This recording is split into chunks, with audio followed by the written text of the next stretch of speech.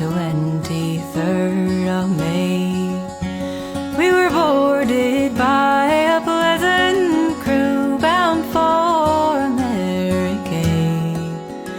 Pressure water there we did take on 5,000 gallons or more, in case we'd run short going to New York, far away from the Shamrock shore. Well, we sailed 3 days and we were all seasick, not a soul on board was free.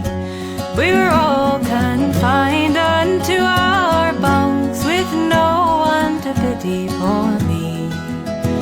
No father dear, nor mother kind, to hold up me head when 'twas sore, which made me think more on the lassie I left on Paddy's green Shamrock shore.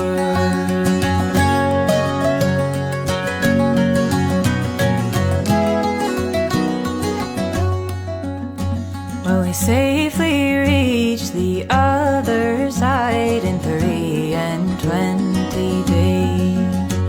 We were taken as passengers by a man and led around in 6 different ways.